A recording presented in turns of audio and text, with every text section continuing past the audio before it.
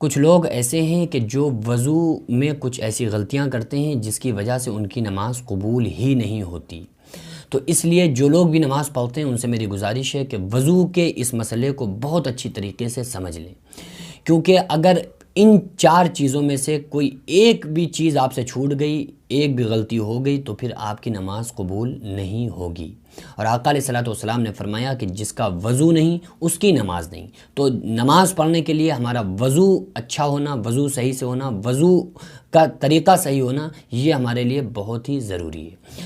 دیکھیے، جو وضو لوگ کرتے ہیں ان میں اس بات کو سمجھ لیں کہ وضو میں فرائض کتنے ہیں۔ اگر ان چار فرائض میں سے ایک فرض بھی کسی کا چھوٹتا ہے تو اس کی نماز قبول نہیں ہوگی۔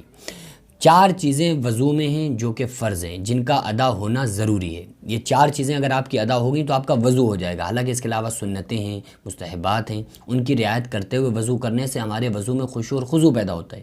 لیکن ان چار چیزوں میں سے اگر ایک چیز بھی چھوٹ گئی تو پھر وضو ہی نہیں ہوگا، چاہے پھر آپ کتنی بھی خشوع خضوع کے ساتھ وضو کریں۔ پہلی چیز، وضو میں کا جو پہلا فرض ہے وہ ہے پیشانی کے بالوں سے لے کر، یعنی یہاں سے پیشانی کے جو بال ہوتے ہیں یہاں پہ آگے، پیشانی کے بالوں سے لے کر تھوڑی کے نیچے تک، یعنی یہاں تک، اور ایک کان کی لو سے دوسرے کان کی لو تک پورا چہرہ دھونا، یہ فرض ہے۔ پہلا فرض وضو میں پیشانی کے بالوں سے لے کر تھوڑی کے نیچے تک، ایک کان کی لو سے دوسرے کان کی لو تک پورا چہرہ دھونا۔ اگر آپ کا کہیں پر بھی خشک رہ گیا یا ذرا سا بھی کہیں پر چھوٹ گیا تو پھر آپ کا وضو نہیں مانا جائے گا، اور پھر اس وضو سے جو آپ نماز پڑھیں گی وہ نماز بھی آپ کی قبول نہیں ہوگی۔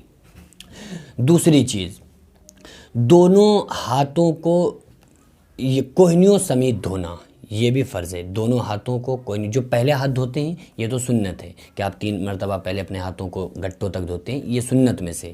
لیکن جو ہم چہرہ دھونے کے بعد جب ہم وضو پورے ہاتھ جو دھوتے ہیں کوہنیوں تک، یہ کوہنیوں تک دونوں ہاتھوں کا دھونا یہ فرض ہے۔ یعنی بعض مرتبہ کوہنی سوکھی رہ جاتی ہے تو یہ غلطی نہیں ہونا ہے، اور اچھی طریقے سے پہلے آپ پانی سے اپنے ہاتھ کو رگڑ لیں، اس کے بعد پانی اس پہ بہائیں تاکہ ہر ایک ایک روئیں میں پانی چلا جائے تاکہ ہمارا وضو صحیح ہو سکے۔ پہلا، پیشانی کے بالوں سے تھوڑی کے نیچے تک، ایک کان کی لو سے دوسرے کان کی لو تک پورا چہرہ دھونا۔ نمبر 2، دونوں ہاتھ کوہنیوں سمیت دھونا۔ نمبر 3، چوتھائی سر کا مسح کرنا، چوتھائی سر کا مسح کرنا، یعنی کہ بہت سارے لوگ ایسے وضو کرتے ہیں کہ انہوں نے وضو کیا، مسح کرنے کے لیے ہاتھوں کو یہاں تک لائے اور ایسے ہی پیچھے لے آئے۔ تو دیکھیے، یہ چوتھائی جو سر کے آپ 4 حصے کر لیں، 1 2 3 4، تو یہ جو چوتھائی حصہ آ رہا ہے یہاں پہ ہمارے ہاتھوں کا پھیرنا یہ فرض ہے۔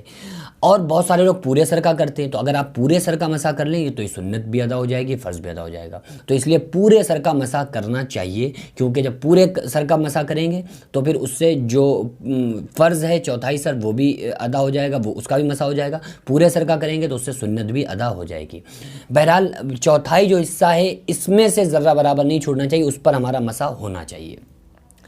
چوتھا فرض، دونوں پیروں کو ٹخنوں سمیت دھونا، دونوں پیروں کو ٹخنوں سمیت دھونا، یہ بھی فرض میں سے ہے، فرائض میں سے ہے کہ آپ دونوں پیروں کو ٹخنوں تک دھوئیں، اور پھر اس کا خلال کرنا، اس کو آداب کے ساتھ انشاءاللہ تعالیٰ پھر میں وہ اس کا مستحبات پر آپ کو بتاؤں گا کہ سنت کیا ہے، مستحب کیا ہے۔ بہرحال یہ 4 چیزیں کہ پیشانی کے بالوں سے تھوڑی کے نیچے تک، ایک کان کی لو سے دوسرے کان کی لو تک پورا چہرہ دھونا، دونوں ہاتھوں کو کوہنیوں سمیت دھونا، اور چوتھائی سر کا مسح کرنا، دونوں پیروں کو ٹخنوں سمیت دھونا، یہ فرض ہے۔ اگر ان 4 چیزوں میں سے ایک چیز بھی چھوٹ گئی تو نہ آپ کا وضو مانا جائے گا اور اس وضو سے نہ پڑھی ہوئی آپ کی نماز مانی جائے گی۔ تو اس لیے ہم سارے لوگوں کو فوکس کرنا چاہیے ان چیزوں کے فرائض پر، خصوصاً باقی سنتوں کی، مستحبات کی رعایت کرتے ہوئے وضو کرنے میں انشاءاللہ ہمارا خشوع اور خضوع کے ساتھ وضو ہوگا، اور جب ہمارا وضو اچھا ہوگا تو انشاءاللہ ہماری نماز بھی اچھی ہوگی۔